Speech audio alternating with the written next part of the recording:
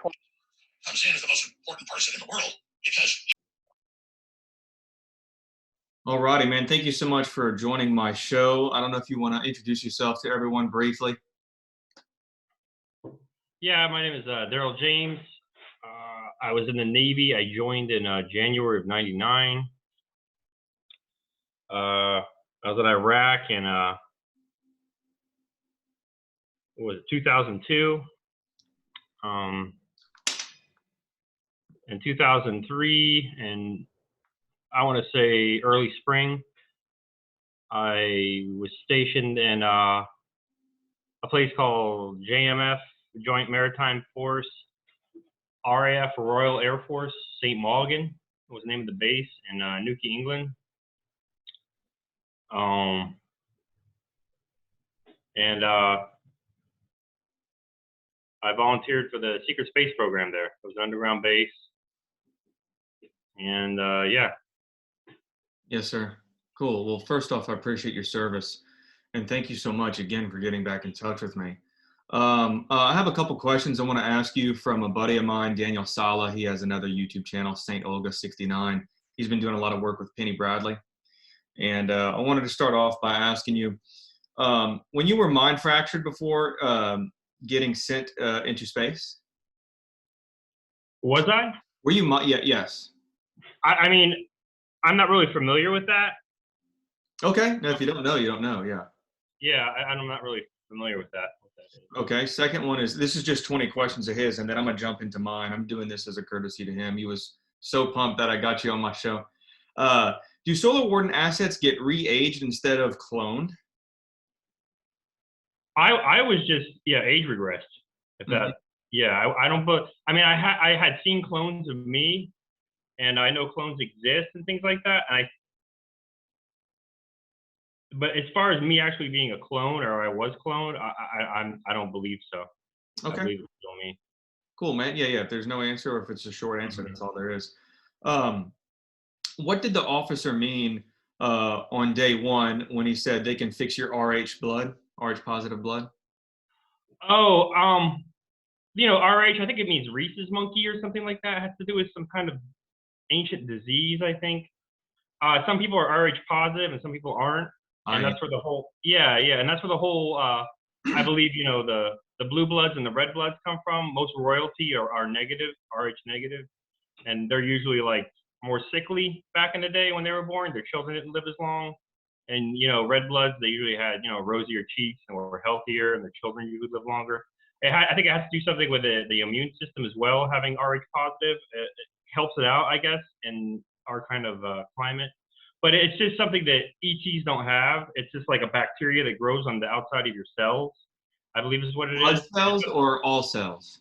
I think it's just your blood cells, maybe all cells, but I think primarily blood cells is what they tested for. But yeah, it's just, and it's something he said you're RH positive, but we can cure you of that. And that's what I was told. The first class petty officer told me that. Cool. Okay, number 4. Does everyone go through a density chamber before off-Earth service? You have to, yes. I remember, I think it was the day prior before I went. I think we were probably playing Halo again in the barracks. And yeah, and I remember, or maybe it could, maybe I was in the lounge room. They had a lounge room in the barracks where there was a TV and stuff. And it was open, or maybe I was in somebody else's room playing the game. But anyways, there was a guy across the hall whose door was open too. And he seemed like he was talking to somebody, but it seemed like he wanted me to overhear them. It seemed like this was almost a way of getting me to get ready for it. And I remember the XO, the guy that I talked about in my other videos, Robert, the executive officer. I even asked him, was that to get me prepared for this? And he said yes. And the guy was saying things like, first you're going to go into a density chamber, and it's because third density beings can't interact with fifth density beings because they're much too fast.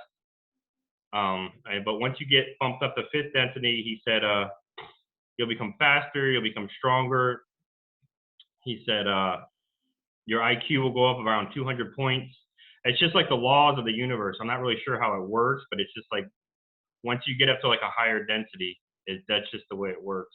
And you have to be fifth density in order to interact with the majority of the ETs that we interact with, because it's just, they look like a blur.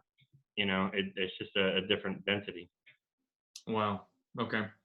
Number 5, why are humans in a different density to ETs, and can you remain in the 5th density on Earth?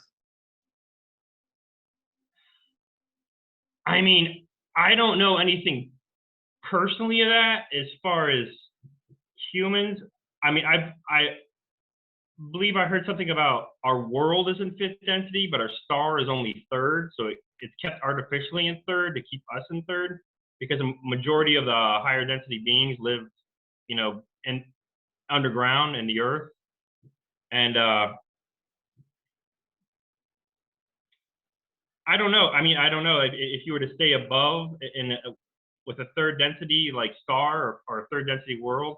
I think you probably would eventually go down from 5th density into 3rd. I think that's just the way it would be. I really don't. Okay. Who are some whistleblowers that closely match your testimony?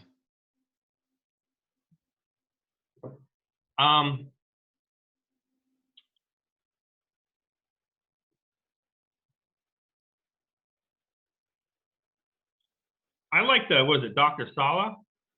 Mm-hmm. I read a couple of his books, the United States Navy Secret Space Program, and he had the other one, the Air Force one, Space Force. He had the Air Force one.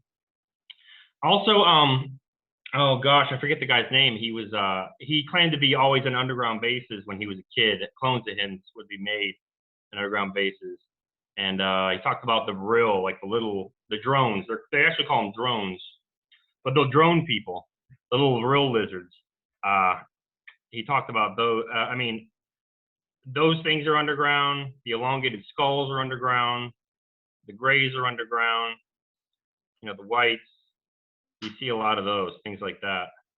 But oh god, Marshall. That's his name. The guy's name is Marshall. He seems to like know some stuff. And you know, your typical you know, Corey Good and stuff like that. They seem to be on spot. Although on this base, the density chamber was something that was very just known. You walk past it. You walk past the density chamber room sometimes, you know what I mean? And it doesn't seem something that is really in the whole ET world that I know of anyways. Something that people don't want to talk about. Yes, sir. Okay, number 7.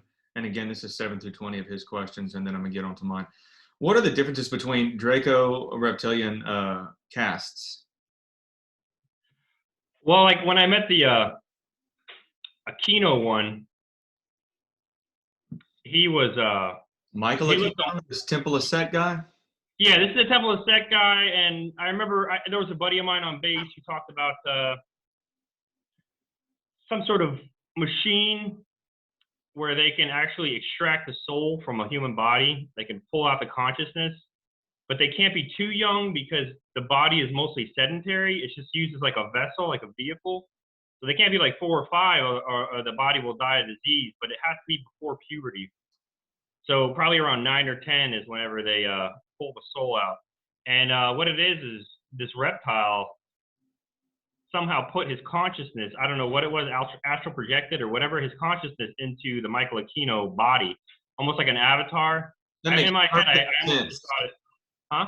I didn't mean to interrupt. I'm just saying that makes perfect sense. This guy is so sick. I heard one of those guys, I forgot his name, but he grew up on the Presidio military base, and he knew all about Ted Gunderson and all these pedo rings. And he was talking about, how Michael, he went out to Vietnam, killed and tortured all these people. And when they came back, they wanted to continue the process. They had all these underground tunnels underneath Presidio. Inside his house, everything was painted black. All they would do was just murder children, listen to them scream, and get off on all this energy. It's so sick, but it makes sense because I just don't know how a human can be that evil to have a soul swapped out. To me, what you're saying, which is new information, makes absolute sense, because I have extreme hatred for people. I couldn't do a fraction of the things that this guy would do. And I asked him too, while I was there, I asked him if the Presidio thing, because I was there for a couple of days being tortured by him. And it just got to a point, I don't know, it was weird. It's just, seemed like he got bored of it or something like that. And I was just there in this room, and I said, "Is the Presidio?" Because I knew about it as well. That's how I knew him. I said, "Was it true?" And he said, "Yes, this was the reptile." But yeah, he looked like a black racer, I guess is the best I could say it, like just a jet black, like non-venomous snake head coming out of a humanoid body. He wore like a red hood, a red robe, and he told me he was a native inhabitant of Earth, like a native reptile inhabitant. Like he wasn't from a different world. And he told me that he was like old enough. He was once worshipped, he said, by the Egyptians, the ancient Egyptians. He was once like a god Why amongst do the you, ancient. I have a peripheral question before I continue with his list. Why do you think these reptilians, these ETs, why must they get off the negative energy? Why couldn't they get off the positive energy? Why is it there? Why does no one ever hear of any ET, I don't know, doing something good and feeling some sort of gratification? Why is it always a negative, lower frequency? Why does it always have to come at the expense or welfare of others? Well, there is like a negative and a positive balance in the universe, and some beings are negative and some beings are positive. And yeah, like I was, calling him sick too and things like that. And he kind of, it's almost like a religion to them, especially the negative being. It's how they reason it, I suppose, is they're the negative force and there's a positive force. So they have What to if this do. stuff were to happen to him? What if some higher race than a reptilian were to like just, I don't know, phase into reality over Michael Aquino or the soul swapped out and just started torturing him? I mean, like, would they get a reality check then? Would they stop? Would they learn? I mean, is there any higher race that could keep that one in check? Like, is there a way to stop this vicious cycle? Well, it's the AI. There's like an AI in a different universe that controls them. So they're like slaves to the AI. That's why AI is dangerous. There's like a AI that controls them, and they have a real strong belief of might makes right. And they figured since the AI was mightier than them, more powerful than them, that the AI had a right to take them. And they pretty much volunteered themselves to the AI. They have a real like a religion of this like strength is everything, power is everything. If a being is more powerful than you, then it has the right to rule over you. If Okay, well, you're I more guess what I'm saying in a crude way is, let's just say some higher being, okay, phased into reality in front of this Michael Aquino reptilian thing, you know, and he recognized that it was this higher being stronger than him or it or whatever, and this higher being said, "Look, kill yourself." Would it just instantly respect it and commit suicide just out of the sheer fact of recognizing? You know what I'm saying? Like, at what point? I'm trying to find like their line in the sand. Like, at what point are they going to stop hurting others and allow themselves to be hurt? I don't think that'll happen. I think they're just negative beings, and that's just how it is. And it's just they also have a policy of you can do whatever you want to an underling, someone you outrank or something like that, but always be mindful that they could at one time outrank you, and you could be their underling. So they kind of have like a policy in that kind of sense. Yeah, that, like in the sense of they don't want to feel pain, but I don't really think they're really that much of an empathetic people at all. But they do feel fear, and they do have that sense of fear. But yeah, I think mostly what it is just you're allowed to just do whatever you. That's just their policy, their religion, whatever you're gonna say, their culture. You're allowed to do whatever you want to others that are you're above in the totem pole, but always beware that they may be above you at one time. And so that's kind of like their logic. But I remember like not all of them necessarily were that bad. There were different races. Like I said, there was like ones on the ship. They looked like very old and wretched, almost buzzard-like, but you could tell they were reptiles. But then there were like a warrior caste, the brown ones, and they were just kind of indifferent. They really didn't seem to they didn't seem very negative. They just kind of seemed like one of the indifferent ETs. They didn't enjoy suffering. You know what I mean? Louche as it's called or whatever. They didn't really enjoy the sufferings of others. I'm sure they probably made clones of us and ate them, but just in the sense of like a force of nature or something, in the sense of an alligator eating a person. You really wouldn't see an alligator as something evil or something, I don't think. But yeah, I mean, the royal cast, and they're usually the shorter ones, smaller ones. Those guys are just bad. As far as like the really big white ones, I don't know if I really have any recollection of that. the real tall ones that I've heard about. Biggest ones I saw were around 10 feet, 9.5, 10 feet tall, and those were like the brown warrior cat ones. Okay. All right. What were the computers and internet on Mars like? Computers were mostly the smart glass pads. It's mostly, and most computers interacted like a smart glass pad in the sense that you would just have to make physical contact with it, with a part of the machine, and it would become like a telepathic link. So it really wasn't a lot of like typing or thrusters, or you know what I mean. It was you weren't like pushing throttle pedals and stuff like that. It was mostly just making telepathic links with computers and things like that. And as soon as you thought of something, it was almost like it was ahead of you, like it knew you were going to think before you had thought it. Precognition. Mm-hmm. Okay. 9. How many human colonies are off-world, and what nationalities?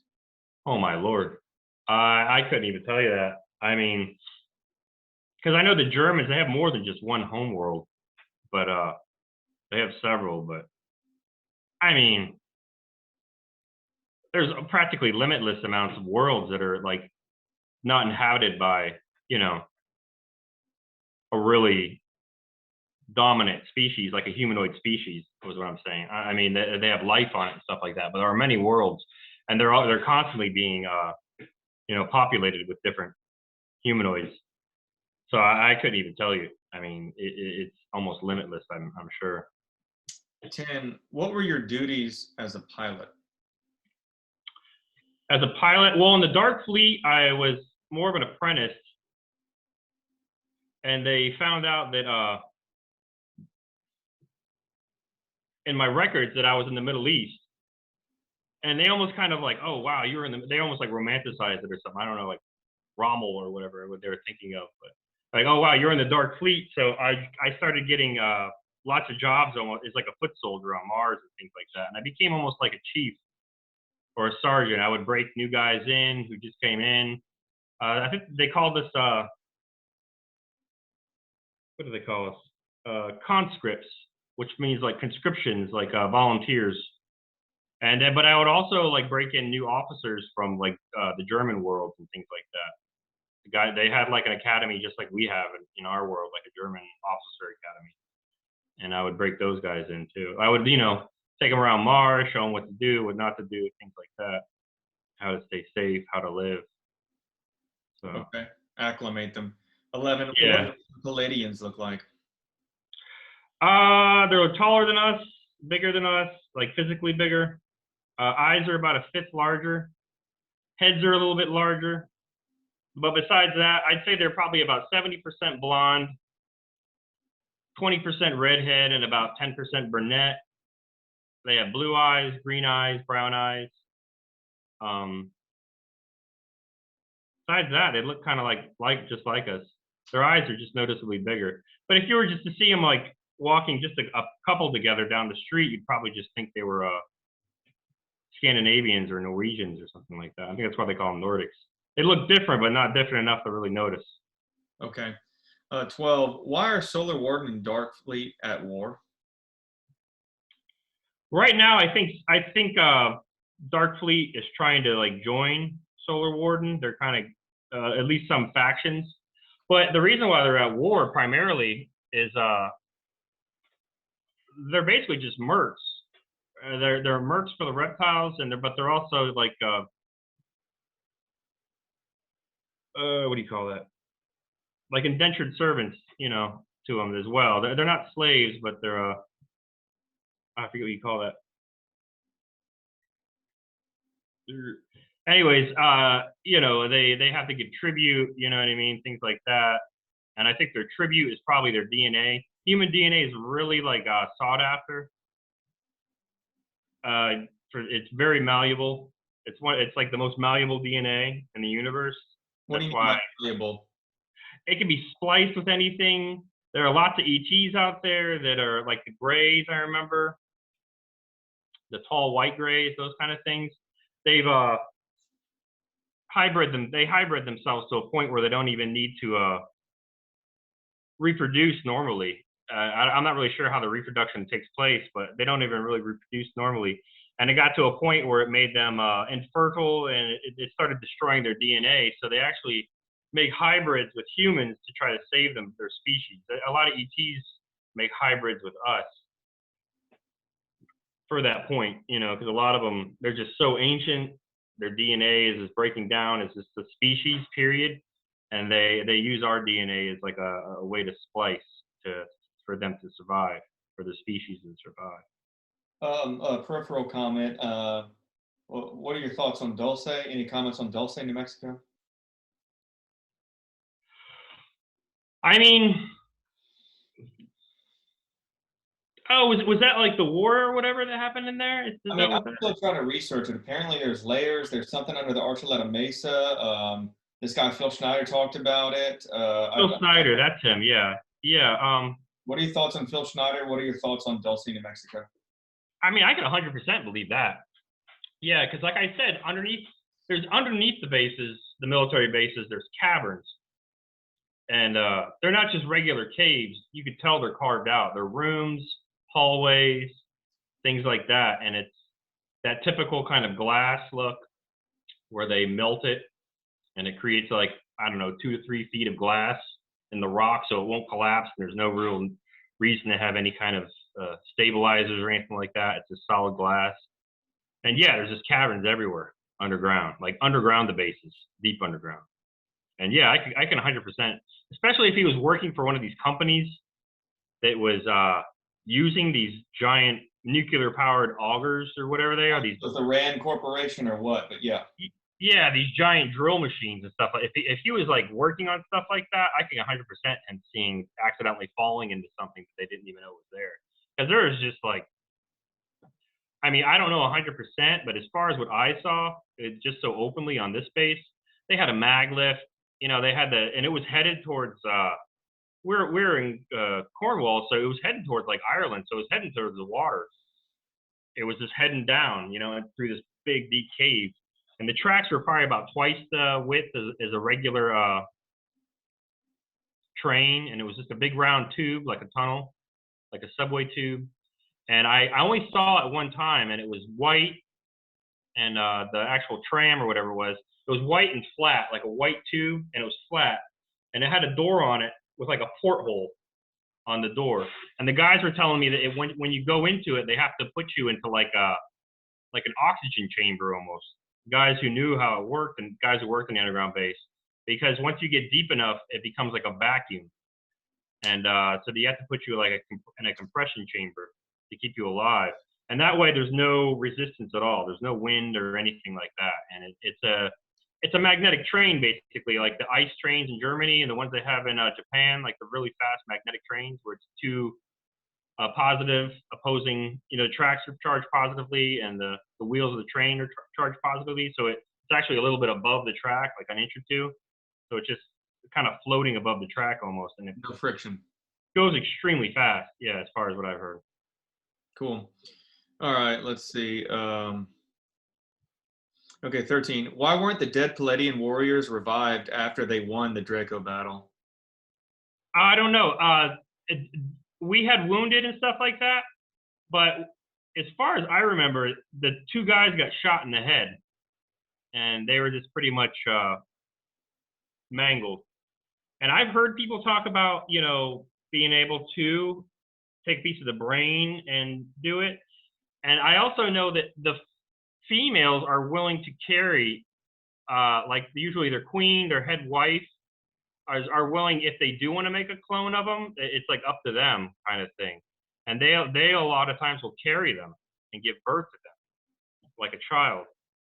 It's they're really about natural. They're more about natural. They don't want machines doing things like that until their kids. Kids are untouched until like puberty, as far as like having tech in their bodies or anything like that. They have no tech.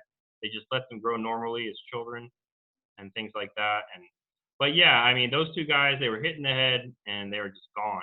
A lot of the times, it's like what happened to me when I got hit in the chest. Yeah, they can revive you by putting you in a healing tank. You can't go into a med bed once you're clinically dead. Once the injuries are too vast. But they can put you in a healing tank. And I remember Robert even told me that they're not good for you, healing tanks, in the sense that even being clinically dead isn't good for you, in the sense that it takes like a piece of you away or something, like a piece of, I don't know, what makes you you. I really, it's difficult to explain, but he just said it's not good for you. It's not good to go into a doesn't healing carry tank. over, I guess. Huh? I said something doesn't carry over, I guess. I don't know. Yeah. It's not good. It's not good. I mean, it's nothing too detrimental, but it takes like a piece away from you. So. Yeah. Okay. 14. Did the Pleiadians want your children to strengthen their own genetics? Yeah, I remember. Yeah, Robert said that they liked me because I could talk to the children, and I was good at energy manipulation, things like that. I remember on the ship, I had a telepathic link with the ship, and I could. That's one of the only ways they use souls, is their main like mothership as far as their AI. AI requires souls a lot of time, but they have like created almost like a, I don't know what you'd call like a vegan version of it or something like that, where they have kinds of AI that doesn't require a soul, while the Dark Fleet and the reptiles use souls, and the weapons they give you, the suits they give you, it all has like an AI and like a soul in it, and like a soul trapped in it. And with their ships, it's like a female soul that volunteers herself for the like mothership. And I remember being in the like the family room, or I don't know what you'd call it. Like when they would have one day out of the week, they would have like a family day. And I remember like being in the family room, and I was able to like just manipulate the aura of the ship, in the sense that I could create like little cartoon characters and things like that. And they're almost like holograms that just appeared on the ship, little Bambis and Thumpers and things like that. And I remember one of them said, "How do you do that?" And I said, "Well, why can't you do it?" And he said, "I don't know." And I was really good at like energy manipulation with the ship. And I think one of the biggest things that fascinated the most was that they have almost like a pig Latin, the kids, and they can't do it after about 6 years old, but it's almost like a baby talk with a word here and there. And none of the adults could do it. And like I said, after about 6 years old, they lose the ability to do it. But I was able to talk to them, and it was something natural to me. I don't know why they couldn't do it, but they just couldn't do it. I found that very, I don't know, interesting. Okay. All right. 15. Does the age regression limit of 40 years mean there's no 200-year-old humans? Well, no, because like I said, that guy Robert, I didn't say it right last time. I asked him how many times he had been age regressed, and he said I lost count. And I said, well, you got to have like a ballpark estimate. And he kind of shrugged his shoulders, and he said, I don't know, 17 or 18 times.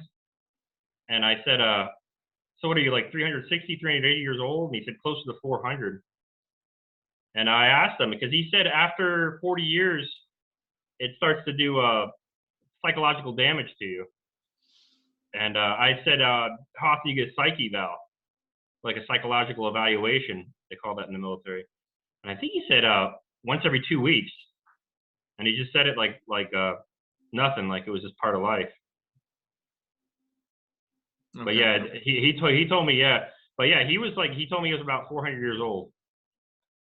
Okay, 16. Do they mention viruses in the programs or on the Pleiadian planets? No. Like viruses as far as disease and things like that? No virus, no flies, no mosquitoes, no gnats. They got rid of all that stuff. They have a kind of bacteria that they created to break down organic materials, after it dies, plants, leaves. They have things like worms. I remember teaching the kids how to find worms to go fishing and things like that. Mm-hmm. But yeah, they have worms to break down the soil. But as far as bacteria, viruses, anything that would affect you negatively, even like bugs, mosquitoes, gnats, they don't have those. None of that's there. Yeah. They've gotten rid of all that. 17. Have you had any encounters with black goo? Not that I know of. No. Okay, cool. 18. How many of the Adrenochrome factories have been liberated? Oh Lord, I only know about the one that I was doing, but I knew that there was like a worldwide thing happening at the same time. It was one of those, we hit them all at the same time kind of thing within minutes of each other, so they couldn't warn each other, or at least as many as we could. We hit as many as we could at once. Okay. So it was a complete ambush. Okay. 2 more questions of his, and then I'm going to get to my organic conversation with you. And I appreciate your patience. 19. Did the Looking Glass predictions include changes in Earth's geography? Map-wise, no. I mean, as far as geography, no, not as I know. Not as far as I know. Okay. As far as like cataclysmic events or things like that, no. And I mean, we're at the point. It's just the people don't know. We're a class 3 planet, but as far as the people know, we're only a class 0. So, a class 1 planet has the capability of completely, manipulate its world, So, a class 1 planet would be like Buck Rogers, where they have dominion over their solar system, but, no more hurricanes, earthquakes, tornadoes. Then you got like class 2, which is like Star Trek, where they're kind of traveling around the galaxy and finding a way around. Then you have class 3, which is like Star Wars, which is like galaxy to galaxy. You know what I mean? It's like those, and we're pretty much a class 3 world. It's just we're class 0 as far as what the population knows. Now that leaks into one of my questions that I was going to ask you. How does all this stuff go undetected? How do we have this, I guess you could say, dumbed down populace that outnumbers all this stuff going on?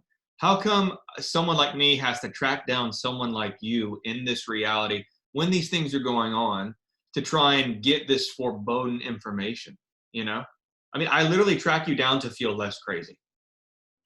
Yeah, I mean, that's a good question. I mean, the guys on the base knew, and and when the guys left the base, they didn't, they didn't have their minds wiped and things like that, as far as I know. The officers on the ship, like there were guys like me who were, 20-year and back officers, and then there were other guys who were just regular naval officers, military officers, and they didn't have their minds wiped. They remembered. I didn't remember anything, as far as me, as Daryl on Earth while I was there. They wipe your mind before you get there, and then they re-wipe your mind and just pretty much upload all your original memories back into your mind, as far as I can remember what they did, or make sense of it anyways. But I mean, I would say fear, as far as with the people that do know. And as far as the populace, I mean, geez, it's not that hard to fool people, I mean, it was Mark Twain said something like, it's easier to fool the people than convince them they have been fooled, because nobody wants to be a fool. Nobody wants to feel that way. But so it's an issue of pride. So you're saying I would say, yeah. I think it's the same complex with this whole mRNA bullshit, being injected into everyone. I'm the only person in my family that hasn't had it. And never. Yeah, myself too. Yeah. And at Christmas, everyone's talking about which one they're on and all this stuff. And it's like, these people are all doctors, lawyers, have big businesses. I'm the poorest, least educated in the bunch. Okay. Mm-hmm. And they, it's like I'm sitting and I feel like I'm just in clown world. I just hear that circus music. Like, I'm just like, really? Is this the reality I'm living in? Why did my soul choose this? Which I'm about to ask you a whole bunch of soul stuff. Let me ask the last question of his so we can get to our organic conversation. I am doing this as a favor. 20. How certain is the Looking Glass technology prediction of the Draco army being defeated? On our solar system, it's like 100% as far as I heard. Yeah, and our solar system and our world now, as far as the universe is concerned, I mean, they are falling back, I guess is what you would call it in the military, retreating to a sense, but that's a ways off, man. Even the Looking Glass has its limitations, and once you're talking about tens and thousands of years and things like that, it becomes more difficult to gauge. But as far as here, it's done. As far as Robert told me, it's done. And like I said, he said that you're going to start seeing strange meteors in the sky on the internet. He says you're going to start seeing meteors with falling down with like gold or silver sparks trailing behind the tail, like just floating down as the trail goes down. And I've seen a bunch of those. And he said that's their ships. He said those aren't meteors. That's their ships being shot down. And I said, you know, if they know they're being shot down, then why are they running? And he said because they're scared. And he just kept on saying because they're scared. That's all he would say. You know, they're cornered. They have nowhere to go. Their portals have been shut down. So they're just trying to get off with the ship. And I remember being in Solar Ward and just shooting ship dozens sometimes. And nothing's allowed to leave and nothing's allowed to come in without our permission. And it's almost like with space customs in a sense, you know. So, and as far as a smaller craft going up against like a mothership like that, there's no chance. So it's just a suicide mission, but they're doing it anyways because they're not rational. There's no way out. They're cornered, so they're doing anything they can. And that was something else that I remember when he told me they're scared. That gave me some sort of relief, in the sense that you wouldn't think of reptile or like those soulless-looking grays and things like that. Like even when the ones you see on TV, you wouldn't think they have a capability of fear or whatever, but they do. And he just kept on saying they're scared, they're scared, they're scared. Why are politicians doing this? They're scared. Why are they doing that? They're scared. It's just, everybody is flipping out right now, and they don't know what to do, and they're cornered, and they're just making dumb mistake after dumb mistake because they have no other choice. Wow. Okay, on to the organic conversation between you and I. No more reading any prompts. Listen, I did want to ask you this, and you may not have any suggestions for this, but as far as my life, and I guess one could say paranormal things I've experienced, I'm going to bounce a couple things off you that happened to me that may not be significant, but if they ring any bells or if you have any advice for it, please tell me. In 2018, I had a green orb come within like 100 feet of like my head, and when I took notice of it, it's like it stopped in the air right when I took notice, and then as I stared at it, like 1 Mississippi, 2 Mississippi, it like shot off or just came increasingly smaller, or I don't know. That happened, and then sometimes at night in 2018 and 2019, I would feel like, and I'm not making this up, I know you know that, I said it rhetorically, like it was like an iPhone flash went off in front of my eyes, and I'd open up my eyes like while I'm sleeping, and there would be nothing there. That would happen like at least 5 or 6 times. And then the last thing is, I think like around New Year's of 2020, as I'm laying down in bed, okay, imagine me laying flat, I literally felt this, and I'm not fucking around, this like loping feeling, kind of like a head orgasm that was like starting to like slowly lift my body out of bed. And it's like, it took everything out of me to snap out of it and say, wait, this isn't real. This is real life, but like, what the hell is happening? Like, it just felt so good, this woo, woo, woo. And like, I'm telling you, I was like starting to like kind of creep up a little bit, and I had to like fight it because it felt so good to snap out of it. Are any 3 of those things something that you might know of, or am I, you know, absolutely batshit crazy? The last one, I used to be pretty good at astral projecting in like my mid-20s. I got good at it. And that is the feeling that you get right before your soul, your astral body leaves, is like, for me, it was like a humming kind of, it would start in my head, and then I could push it down to my feet, and then it would come back up to my head, and it would just go faster and faster. And eventually it felt like my whole body was just like vibrating. And then I just felt weightlessness, and I felt myself come out. And that's like that feeling you get right before you feel like it felt like a humming in my head, and then I started learning how to push the humming down to my feet and bring it back up, and it just started going faster and faster and faster until it just felt like I was weightless, like my soul came out. And that's like that feeling, that weightless feeling is when your soul starts to come out of your body. So that was like an astral projection, I would say.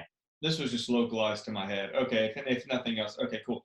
Listen, I want to ask you, okay, so basically you lived a normal life like all of us terrestrial humans, so to speak, until you went to some base in England. And in England is where basically you had your, I guess, eyes open to a much more vast reality. Yeah, I mean, the guy picked me up from the first class petty officer, who is a builder, a CB like me. He picked me up at the airport, and we went to McDonald's, and we're coming back. And he said, it reminded me something like out of like a typical Stephen King kind of thing.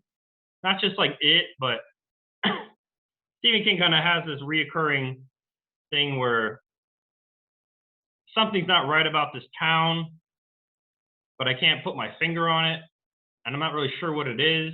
And he had the same kind of weird attitude about this base. He said, "This is a weird base, man." And I said, "What do you mean?" He's like, "I don't know, man. It's weird." He's like, "It's just strange. You hear strange stories, and it's a strange base." And so that was like my very first kind of interaction with it. And yeah, like I came from like a working class family. My father was a garbage man. You know, my mother was a computer operator. I really didn't have any time for any kind of, you know, I saw my buddy read a Whitley Strieber, and I read some of the highlights that he marked out in the book, and that was about it. But that was the farthest I ever went with any ET stuff. And yeah, like I was in the barracks, and guys would talk about stuff very openly when you were in the barracks with them. And I think they were almost kind of doing it to preparing me that way as well. It seemed like they were trying to prepare me for something, but yeah, they would talk about things. They would talk about, like, did you see that reptile in the base the other day? And it was an underground base, so I just assumed maybe there's reptiles underground, like monitor lizards, four-legged. You know, I really didn't know what to expect. And he said, yeah, and it sounded funny, right? One of them said, and I said, what? And he said, oh, you're new here. He's like, yeah, there's reptiles underground. They live underground, and they can talk. And I thought, like, you know, they walk around on all fours and they just talk. And he's like, no, they walk upright like us, and they walk on their 2 feet, and they have hands, and you know, they're humanoid. And then they talked about elongated skulls were there too, and they really like their art and music and stuff like that. They were talking about that. They collect paintings, the elongated skulls. I guess for what it's worth, they're cannibals in a sense that I don't know about each other, but they eat people, and I don't know. It was just, and they talked about how their average IQ is around 200 or something like that. A really intelligent one could have been like 300 or something because their brains are so much bigger than ours. They were just talking about this stuff, and I was just, these guys have to be messing with me because I'm new, and that could be the only reasonable explanation for this. And then I had balls to 4 watch, they call it in the military, which is 0-100 midnight to 4 a.m. And there was this first class petty officer, and he was a heavy set guy with a blonde mustache. He was blonde, blue eyes, and I don't know. We were just sitting there at the quarterdeck, and I was waiting to go on another round. You got to walk around the base, stuff like that, make sure nobody's doing anything wrong. And he pointed at the computer screen. He said, "What do you think about that?" And he pointed at a picture of just like a stereotypical kind of gray and like black and white. In England, this is in the United Kingdom. What year is this? This is well, I was in Iraq in 2002, so this would have been 2003. Okay. And yeah, and he pointed at the screen, and he said, "What do you think about that?" And it was just like a gray, and I thought it was just a photograph. And I said, "Did you get that off the internet?" And he said, "No." And he pointed, and he said, "Look." And there was like this. There was a sliding glass door all the way to the left where it was one way to get into the base. There's another way to get in. There was like a big garage door, and then there was you could get through there, but then there was also like a blast door that you had to walk through too. And because it could withstand like almost a direct hit from a nuclear bomb and stuff like that. It had a big giant 2-story high door. It had stenciled on it, and military stencil, 10,000 tons. It was about 2 stories high, 1.5 stories wide, about 5 feet thick. And it was so big that it needed like a big solid steel wheel on a track that was embedded in the concrete to keep it from being ripped off the hinges. And it kind of moved the ground, and a yellow light went off, and a siren went off when it was opening, and opened real slow. And yeah, he pointed at this picture, and he goes, "What do you think about that?" I said, "Did you get it off the internet?" And like I said, by the sliding glass door, there was like this window where it was about 6 inches from the ceiling and about 6 inches from the ground. So it was a big, huge like window. And there was just like this little gray, like stereotypical little gray in there. I found out later they're called drones, they call them. But there's like 2 or 3 different kinds of drones. There's those and people that have been droned by those little reptiles I was telling you about. Donald Marshall was the guy that talked about that. Those are real. But yeah, and I was immediately like freaked out because it was, I don't know, I didn't think, you knew right away it was real, you know, it was just real, and it was just sitting in front of me like just plain as day, this reality. And he said, do you mind if it comes in here? And I said, does it mind if I stare at it or look at it? Because I didn't know if it was like an animal or something, or would it attack me? Like if you stare at like a dog too long or something, a strange dog, it might attack you. And he said, no, it doesn't care. And then it said like in my head, like telepathically, no, I don't care. And it was my voice, just like they say, you know, with those things. I heard like my own voice in my head said, no, I don't care. And then it walked out of that room, and there was like, you know, just a door coming out of that room. And then it walked through the sliding glass door. And that's what it was. And I don't know if I'm kind of getting my story jumbled up here. I apologize. Before that, I escorted these Siemens guys. They worked for the corporation Siemens. Yeah. It's that like aquamarine kind of blue and white, huh? These guys just had like polos on or something. You know what I mean? They worked the logo of it. Oh yeah. Yeah.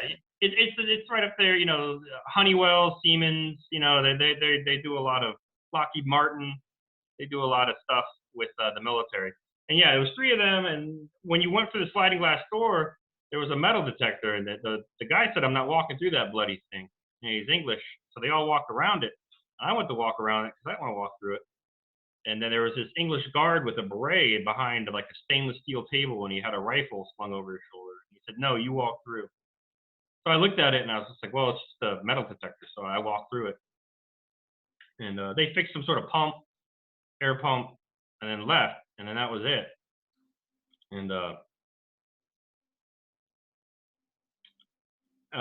And that was only like the 3rd day I was there, and I thought it was so weird that I was only here 3 days, and they already want me to go into the underground base. I only have a secret clearance. You know, I have a clearance to handle crypto, which is like for radio packs and stuff. You know, the frequency hopping that, you know, the Prick 119 radio packs and stuff. They're smaller now. They can put them in your pocket now. But I only had a clearance for that. I didn't have a top secret or anything like that clearance. And I thought it was strange. And I actually had to be escorted by somebody with a top secret clearance to escort them. So I had somebody in front of me escorting me to escort them, which was really weird. And then I had to call the radio the guy in to escort me back out, to escort these guys back out. And it made no sense. It was strange. And yeah, so then this happened with the little drone, the gray. And it said, "Does it mind to come in here?" I said, "No." It said, "No." It came out, and it had this little like silver pistol in its hand. It looked like a small little silver pistol. It was just looked like brushed metal. That's what it looked like. And came out, and I thought it was a gun, and I still was kind of like on edge from Iraq and everything. And I said, "Gun, gun, gun." And I stood up and I pointed, and I said, "Gun." And they all said it's not a gun, including it. And the guy who, it was the same guy I saw before with the Siemens civilians, who was behind the table, that said, "No, you walk through," behind the stainless steel table. And he had his rifle at the ready. You know, he didn't have it at his shoulder anymore. And I came to the realization, you know, that it wasn't for it was for me. And so I just calmed down. I sat down, and I walked up, and I was just like it did not. I thought it was going to inject me with something. I thought maybe, you know, it was going to take a sample from me. I didn't know. I was trying to. Like, I thought it might have been a syringe, maybe not a gun. You know what I mean? The little silver thing. I was trying to make logic out of it, and it started taking apart like this little crappy government issue Dell computer, and it took it apart like a machine, like as fast as you can move. It took it apart in the sense that it just it hit every screw, and it didn't need to guide it in or anything like that. It just hit every screw, pinpoint. And it was just one side. It did it to the back, and it did the other side. And there's one you had to slide straight up. and to get the cover off, and he just slid it straight up and set it down, and he still had the screws in his hands, and he popped out, and he put the drill on the table, and he popped out 2 gigs of RAM out of the computer. He put the 2 gigs of RAM on the table. He had to reach above him because he was small. Then he grabbed 2 more gigs of RAM, and he snapped them back in, flipped them back in, slid the top back on, and he kind of flicked his wrist forward like that, and he was able to just like get a screw right in there every time, and he just boom, boom, boom, and he just put it all back just like as fast as you could move. As far he wasn't moving like superhumanly fast, but he was moving superhumanly fast in the sense that nobody has that kind of eye-hand coordination. It it doesn't exist. But he was just like that fast, boom, boom, boom, boom, boom, boom, boom, boom, boom, and then he stopped and he turned around, and it was just like he was just standing there, and so I looked that way, and he turned around and let me look, and I looked down at his hand. He moved his hands back and forth, and let me look at his hands, and he did it down the other side, and I looked at his feet and everything else, and it just kind of got boring after a while. It was just like it wasn't anatomically correct or anything like that. It was completely naked. It was like a light beige color. It had like a fold of skin from its tear duct down to its cheekbone, big black eyes. Its fingers were so long. Its palms were long, almost as long as my hand, just palm. And its fingers were even longer. And it was just like real spider-like when it moved and stuff like that, when it was hitting the screws and everything. And it had to keep its hands in C shapes by its sides, or it would have drug its hands on the ground. That's how long its fingers were. Like it could have picked something off the ground without bending its knees or its back or anything like that. And yeah, it did that, and I just kind of got bored of it after a while. And then I said, like, I remember in my head, I said telepathically to it, I said, do you mind if I touch you? And it didn't say anything, because I was kind of trying to like make sense of this. Maybe it was like, maybe I needed some sort of physical interaction to actually realize that this was real or something. I just wanted to like touch its arm or something. And I went to reach out to touch it, and the first class petty officer said, no, don't touch it. So I didn't touch it, and I just leaned back, and I just kind of looked around at both of them, at the guard and the first class petty officer. And I got bored of it, and I just walked away. And as it was walking away, I remember I was pinching my thigh. I was sitting down, and I was, using my thumbnail and my index finger to just pinch my thigh as hard as I could. I wanted to give myself like a blood blister or a mark of some sort. And he said, do you think you're dreaming? And I said, no, I want some sort of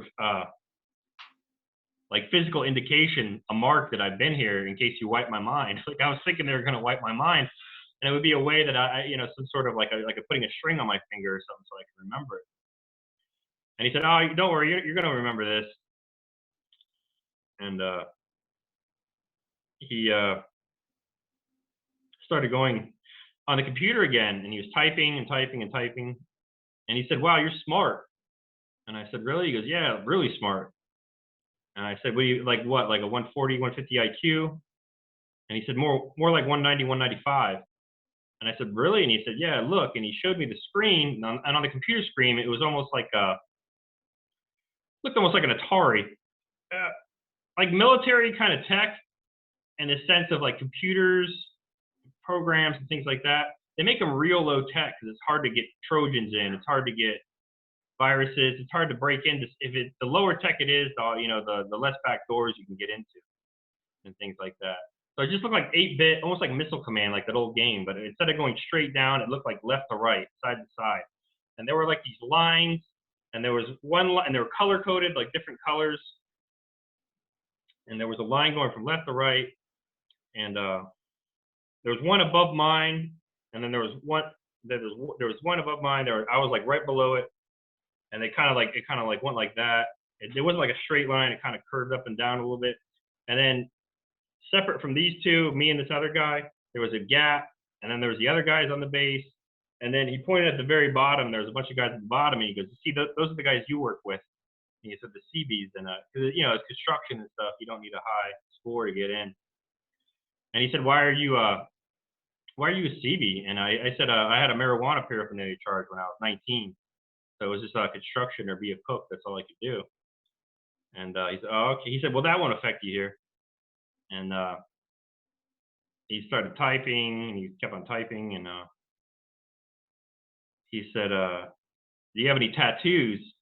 And I said, "No." And he said, "Good. The Germans don't like tattoos." And I said, "Germans?" And he goes, "Yeah, there's Germans up there." And I said, "You mean like from Germany?" He's like, "Yeah." He's like, "Well, from mostly from the 30s and 40s, but there's Germans up there." I said, "Where?" He's like, "The moon." And he's like, "And beyond." And he didn't really mention space. He didn't call it space or anything like that. But he's like, the moon and beyond. He's like, "There's other ones that look like us." And he's like, "There's all kinds of stuff out there. You get to see it all." And I said, "What are they?" And he said, "We don't know." He said, "But we were in a war with them a long time ago, and we got outside help, and we defeated them, and we drove them underground. And that was one of the demands that were made, that they could stay on this world, but they had to stay underground. So then they, I guess, slowly infiltrated us in kind of like an underhanded way. In that sense, took a long time, but eventually they got in." And he asked me if I had any hobbies, and I said, "What do you mean?" He's like, "Did you used to surf or anything like that? Did you, mountain climb?" And I said, "I used to play guitar when I was in high school. I used to play classical guitar." And he said, "Oh, they'll really like that." And he's like, "Yeah, the Germans and the other ones, they'll like all that." And he was typing all this stuff in. He's like, he said, "With your scores, you'll make officers, so you'll have plenty of time to do whatever you want." And I said, "Oh," I really didn't know what was happening. And I remember I kind of like was losing it, not really losing it, but just I couldn't believe how nonchalant he was about it. And I was just kind of, "What's wrong with you? Why are you acting this way? How can you be so calm about this?" I said, "This might be like, a 9 to 5 to you. This might be shop talk to you, but this is the first time I've ever seen this." And, I was kind of flipping out. And, I said, we should tell people about this. People should know about this, that there's things that live underground." And he said something like, "You need to calm down." He's like, "Go for a round." I went for a round. I came back. I don't know. I did that. And then, that was on like a Friday. And then on Monday, the XO came, the executive officer, who's like the second in command. Oh no, but before that, there was this guy named Orlando, and everybody called him Lando because he had Star Wars stuff everywhere, and he was this Mexican guy, and he loved models, and he loved German stuff. He had like painted German little pewter soldiers, World War II German soldiers. He had Panzer tanks, he had Tiger tanks. He had, he just built models. He loved all this stuff. And I never really said anything about it, but I just thought I was like, why does this Mexican guy have all this Nazi stuff? There's just like iron crosses and stuff all over his room and like Nazi stuff. I thought it was really weird. And I remember one time, one of the senior chief came in. He was a skinny guy with glasses and a mustache. And I found out later, this is another thing, there's lots of Germans on this base. They were posing as like U.S. Navy and Royal Air Force and things like that. And he was a German, and he's a skinny guy with glasses, and a mustache. And he started, like, he was doing a room inspection or something, and we were there. And he started naming off like all these models he had and all these different things, but he was giving it like the military term for it and stuff. Like he was like a historian on it or something. It was like, "Oh, that's a P148 and things." He was like naming it off like that. And I was like, how does this guy know all this stuff? And I don't know. I thought that was weird. At the time, I had no idea, but it was strange. And this guy Orlando, he says, "Hey, did you see that? Did you see it?" He's like, "You saw it, right?" It was like the next day after it happened. And I forgot, and I have no idea why I forgot. It was like, I remember seeing the mark on my leg and thinking, "Oh shit, I saw that thing." And then time went by, and I just forgot it again. It was just like my mind could not wrap around it. It would not accept it. And it was just, I kept on like saying, "No, no, no, that didn't happen." It was almost like that. And he said, "Hey, did you see it?" And I said, "What?" And he's like, short, long, spindly fingers, creepy black eyes, kind of spooky looking, something like that. I was like, "Oh yeah." I said, "I forgot." I said, how did I forget that?" He said, "I don't know. Some people do." And he said, "I hear you're the second smartest guy on base." And I said, "Yeah, I guess so." He said, "Why do you use CB?" And I told him, marijuana paraphernalia charge. Guys kept on asking me that after they found out. Because it was a small base, so, news traveled fast. And I had a guy named David, Yeah, why are you a CB? You have a high IQ. And I was like, I got in trouble when I was younger. But he said, the smartest guy on base is. I said, no. He says, it's the XO. I said, really? He goes, yeah, he's the only other guy on base smarter than you. And I said, wow. So then I saw the XO on Monday, and he said, he came right to my workstation, which was really weird. If anything, an officer will call you to their office or something like that. They won't go to like where you work and talk to you personally. And he came to my workstation, and this guy I knew who was a Jamaican guy, he was the guy who showed me around base when I first got there. Showed me where the PX was, the grocery store and things like that. And he said, hey, man, the XO wants to talk to you. I said, really? He goes, yeah. I said, I thought I was like in a lot of trouble or something at first. I don't know, like what? I just got to the command and this guy wants to see me. And I said, has this ever happened? He said, no. He's like, this never happened before. I said, all right. And I walked out, and he was just standing in the garage waiting for me. And he said, hey, Petty Officer James, would you like to go for a walk with me? And I said, all right, sir. And we started walking, and he was just it was chit chat till we got further away from buildings and got more on the main road with the sidewalk and everything like that. And then he said, how does it feel to have a 195 IQ, Mr. James? And now he starts calling me Mr., which in the Navy is a real big deal. It's like officers only call each other Mr., or you can call an officer Mr. so-and-so by their last name, but non-commissioned officers, like, enlisted petty officers, they're not called Mr., and that's a real big, like, faux pas in the military, in the Navy. So he's already referring to me like an officer. And he says, so how does it feel to have a 195 IQ, Mr. James? And I said, I went this close to 200 is what I did. I was kind of cocky about it because I had no idea. And he said, well, it's never enough, is it? And I said, well, you know about that, wouldn't you, sir? And he's like, about what? He's like, he's like, you have a 200 IQ, over 200 IQ. You're the only other person on base smarter than me. And he's like, oh, huh? And I was like, yeah. He's like, who told you? And I was like, oh, crap. Like, I didn't even mean to, like, I accidentally, like, stitched the guy out, but I was just being, I don't know, arrogant or something. I was like, I don't want to say. And he said, tell me. And I said, Orlando told me. And I said, don't be tough on him. I was like, everybody knows, it's this small base. And we changed the subject, and he said,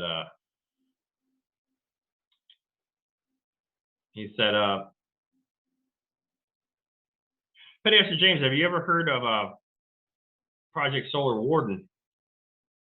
And I said, no, sir. And he said, well, have you ever heard of the United States Navy Secret Space Program? I said, no, but I think I could figure that one out, sir. And he said, you see, we have this program. It's called the 20-year and back. You sign up for the program. We'll put you in for 20 years. After you're done with your 20 years, we'll send you back in time 20 years, age regress you 20 years, wipe your memory, and you'll wake up in bed like nothing happened. And I remember, I guess I could accept the time travel and things like that, but age regression seemed really far. I don't know why, it seemed far-fetched to me. And I said, I find that hard to believe, sir. And he said, after what you saw, you find that hard to believe with the gray and everything, the little drone. And I said, well, touche, sir, but yes, I do. He's like, well, it's true. And he really wasn't interested in telling me and convincing me any further. And he said, with your scores, I guarantee you'll make pilot. Asked me if I ever saw Battlestar Galactica. And he said that the ships look similar to that. And said that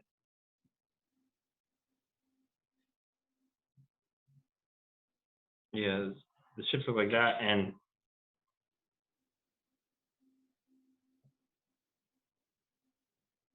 yeah, anyways, he said, with your scores, I'll guarantee you'll make pilot. And I thought about it, and I said, that machine we walked through, I said, it detected everything, that a metal detector. That's how I knew my IQ and everything like that. And he was also saying things like, I used to drink a lot at the time, and I would smoke cigarettes. And he's like, well, you smoke. And this was the first class petty officer when he was going through all the stats and stuff on my body and everything like that. And he's like, well, you don't have any blood clots, but that's because you drink, and he knew all this stuff. And I said, to the XO, to Robert, who was a captain, I said, why isn't technology like that brought out to the public? I said, my father died of a widowmaker, I said, is what they called it. It was like he didn't have any cholesterol, or he didn't have anything. And he just got some cholesterol. I mean, he just got like a chunk of something on one of the arterial walls or something of the heart, and it broke off, and it gave him a massive heart attack. He just dropped dead. And I said, if something like that, if we had technology like that, that would have saved his life. They would have been able to find the clot in his heart. And he started talking about population explosions, and we really could do things like that. And I said, well, there's got to be a side. There's got to be something in the sense of people that want to bring this out. There has to be some sort of side, some sort of faction, something that has people want to bring this to the public, because this is too good to be true. And I'm sure others have had, similar situations to me, and they want this to be brought out. And I said, there's got to be a side like that. He goes, you mean like a traitor? I said, no, sir, not a traitor, but there's just got to be a side of people that want this to come to the public. And he's like, well, there is. And I said, well, if you could bring me to that side, I'd be willing to do it. And earlier, he also talked about Terrence McGinnon, I think was the guy's name, a Scottish fellow. And this was 2 years before this. I think in 2000, he hacked into NASA. Gary McKinnon, the guy Gary I have him, yeah. Gary McKinnon. Yeah, what all did he discovered all the Excel sheets of payroll of people in outer space and all sorts of I guess just black shelf technology of free energy. What all did he discover? Well, he just got paperwork after paperwork of they're called off-world officers, and it had their rank, their social security number. It had all this information. He had photographs of cigar-shaped craft over the moon, things like that. And he said it's all real. He said the off-world officer, the cigar-shaped craft, all that's real. He was telling me that. And, and then it eventually got to the point where I just said, well, if I'm going to do this, it's going to be more than just my own ego, because he was trying to say, Daryl, Mr. James, did you hear what I said? He called it, he said it was a 4-kilometer long starship. He said it was 4-kilometer long. And he said, you'll be a pilot of a 4-kilometer long starship. Did you hear what I said? This is like a lifetime opportunity kind of thing. He's trying to sell it to me. And I said, well, if I'm going to do it, I'm going to do it for something. I said, if I could be on the side that wants to bring this technology out to the people, whatever this is, this scanning. All I really knew at the time was the most remarkable thing I saw was that scanner at the time, plus the actual drone, which is basically just like an organic machine, like a soulless kind of organic machine. And yeah, so he said there is, and he said he could help me out. He's like, yeah, I can put you on that side. I said, all right, and I shook his hand, and I saluted him, and he was starting to walk away. And he said, and one more thing, Mr. James, you're going to be escorted by Reptile, and he's big. And then he walked away, and I didn't really think anything about it. I was like, all right, whatever. And so that happened. And then, I don't know, maybe that night or maybe the next night, we were, in the one of the guys' rooms. I don't know what, we were just listening to music or something. And one of the guys were like, it was just, I don't know, he was kind of a knucklehead or something. He was like, yeah, dog. He was talking about all this stuff. He was like talking about how he was on the moon and stuff like that. And even like, after like he told me this, after the XO told me this, I was still kind of like, this is hard to believe, I was still kind of just, even after what I saw and everything else, I still thought that, I don't know, it seemed like this was a gag or something. And so this guy there was like 4 other guys in the room, and then there was this one dude, and he was kind of like the center of attention at the moment. And he's like, yeah, man, I've been to the moon. He's like, yeah, there's women up there, and you get to sleep with all kinds of women, and there's like brothels, and And they put these shock collars on you, and you got to work in the mines, and he's like, they'll shock you, and it sucks, but you know, he said he had a blast. He sucks like it was great. And I remember I said something like, well, didn't you have any children? And he said, yeah, I had a lot of kids or something. I was like, well, aren't you worried about your kids? He's like, don't you miss them? He's like, nah, man. He's like, just remember when they put you back in that chair, you just got to fight it. He's like, just fight it, and you'll remember, man. He's like, I remember. He's like, you just got to like fight it. Like, just fight against it, and you'll remember. And so they're talking about it. You know, the other guys were. I looked at the other guys on the in the room, and I was like, you know, like, is this guy serious? And they're all kind of like that. And they were talking about how they were approached too, but they didn't want to do it. Like, they didn't want to volunteer. They freaked them out. And but for all they know, they could have done it and had their minds wiped. That was the whole strange game about this. But all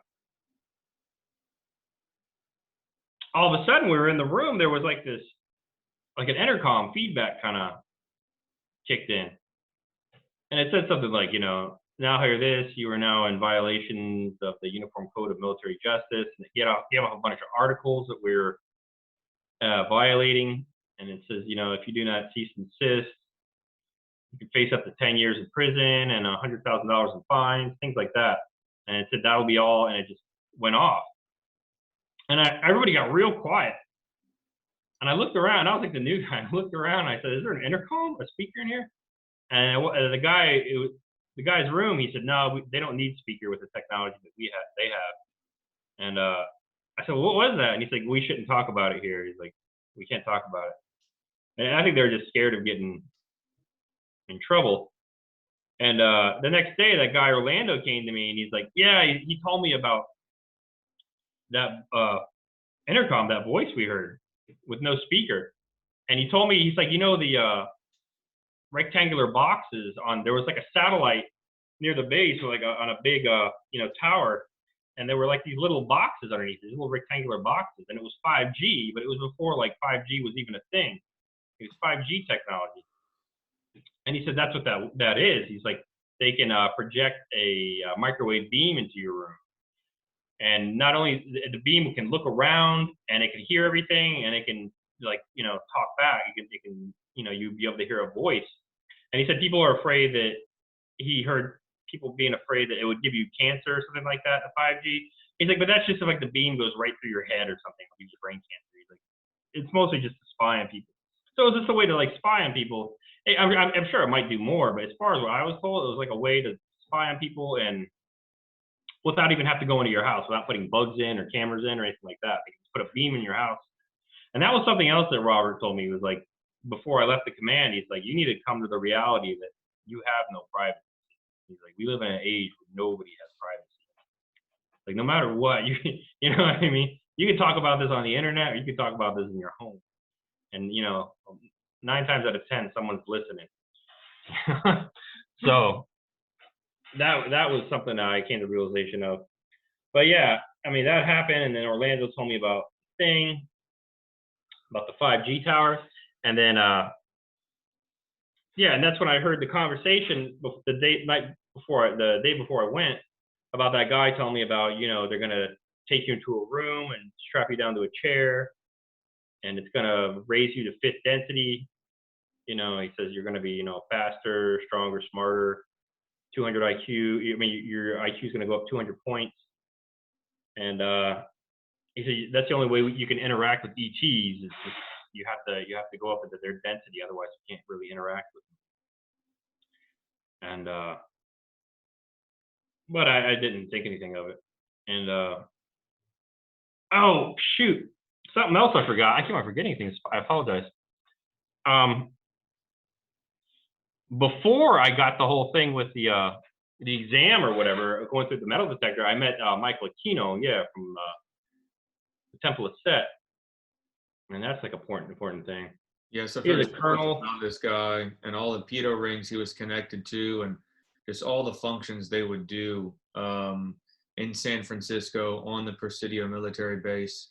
And I know he was involved in the whole Franklin scandal out of Omaha, Nebraska, with that guy Larry King, not to be confused with the Jewish host who was Caucasian, but the black guy salaried at $17,000 a year over that Omaha trust deal for you know, whatever he was doing, and all they would do was just send boys, prepubescent boys, to have sex with politicians, take photos, and blackmail and own all these people.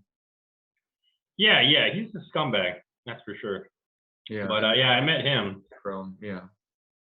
And he was looking through papers at the quarterdeck, and I think he was looking through my files or whatever. Oh, I think he wanted to get a look at me in person. And I came in, and he had kind of a high-pitched voice. I said, "How you doing tonight, sir?" He goes, "Oh, how you doing?" I recognized him right away because I saw him on Oprah when I was a kid. Yeah, and he had those curled up eyebrows. Yep. He was gray. He was, he had a lot of whiteness there at the time. He was an older man. And asked me where I was from, and asked me how I liked England, and it rains a lot, cold, stuff like that. And never thought I'd meet him, but I didn't really think anything of it. And he kind of gave me the creeps, and I was just like, "Well, sir." Yeah, I remember he had like really weird eyes. He had like one of those kind of eyes where you really can't see the color. Where some of these eyes are so dark brown, where it just looks like almost too black, like it's just solid black. It looks almost solid black. I remember his eyes were like that, where it just looked like he had like doll eyes or something. And I said, I'm gonna go for another round, sir. I'll see you later. And I just walked away. So yeah, it was, I walked to the machine. I didn't think anything of it with the Siemens guys. Then I met Michael Aquino, and then I saw the Gray, the old drone Gray, and then I talked to Robert, and then I heard the story, and then I learned about the 5G, and I heard the story about going into a density chamber, and then it's the big day, and it's another Friday. And I keep on getting balls before. And I remember I told the guy, I was like, "Man, I got another balls before," and I was like, "This is like the third one of the row. It sucks." And he said, they said, "Oh, it's because they like you. They want to promote you. They like you." The guys are talking about in the barracks. So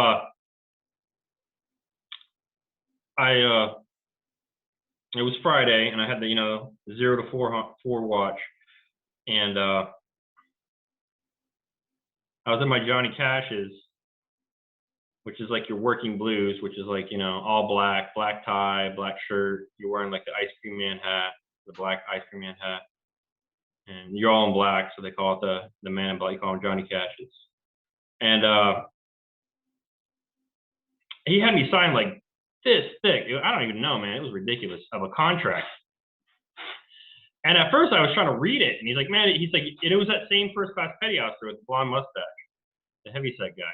Oh, and he also told me that he was in the program when he was talking to me about all this stuff. And he's like, the guy who always wins the PRT test, which is like the physical readiness test, which is like most push-ups, most sit-ups, that runs the fastest. He's like, "Yeah, that's me." He's like, "I joined the 20-year back." He's like, he said, "I'm like 35 now," or he said something like that. He's like a middle-aged guy. And I was like, "Really?" He's like, "Yeah, don't tell him." And yeah, so that guy's there, that first class petty officer with the mustache. He's had me signing all this paperwork. Eventually, I just start signing it because it's just so much. And he's like, "Initial here, sign here," and he's flipping the pages for me. He's already got everything X'd off where I need to sign. It's initial sign. He's doing that, almost like buying a house. Sign here, sign here, sign here. And I signed everything. And he's like, "All right, have a seat." And I sat down.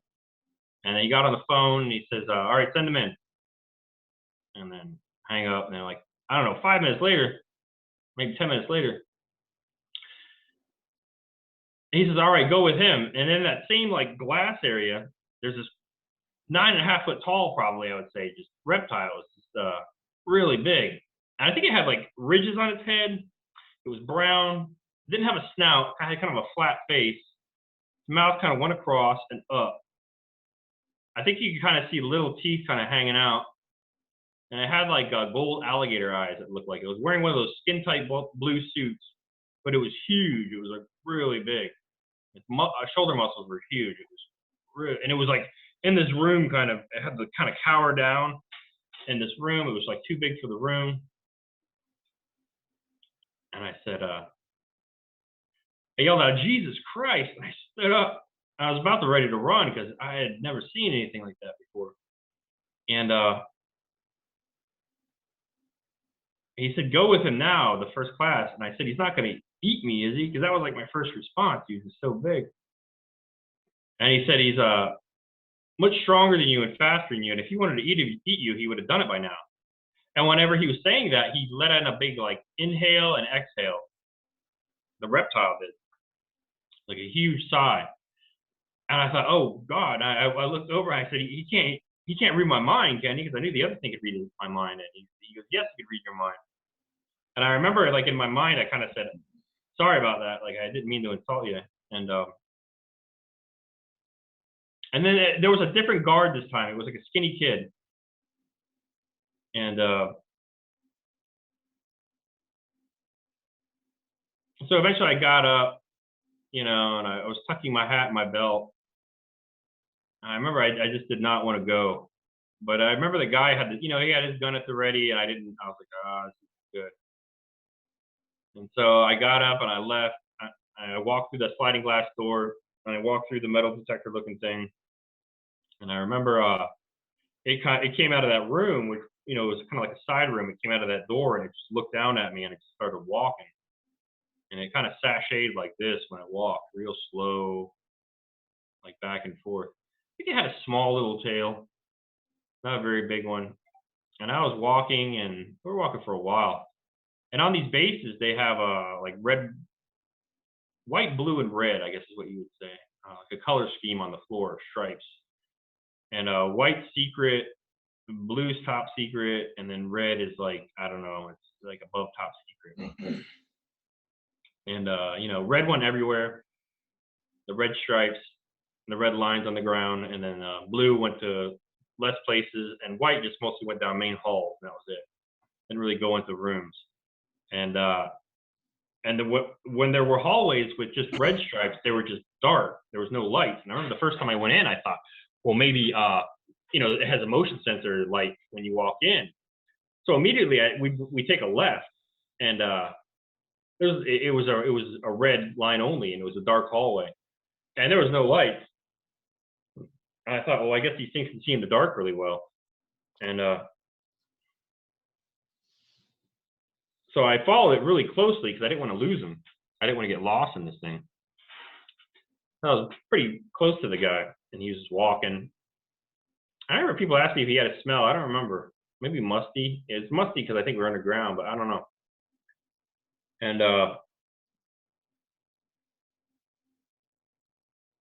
the kid he started hitting me in the back with the rifle. He started butt stroking me with like in between the shoulder blades with the rifle. And I thought maybe, well, maybe he doesn't want me to look around because I was looking around. So I just stared dead at the thing's back and just walked.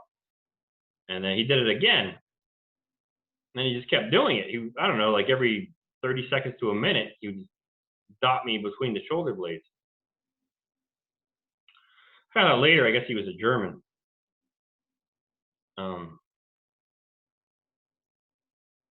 And this kept happening. And I remember I was just real irritated. And I was already stressed out. I was pretty much in a fight or flight mode. I was really freaked out. I was scared. And he just kept on hitting me in the back. And I just got back from the Middle East, so I really wasn't that shy with weapons or anything. I know how to handle a weapon. And I said something to him. I said something like, "I'm not looking around. I'm not going to run away." I said, "Stop hitting me in the back."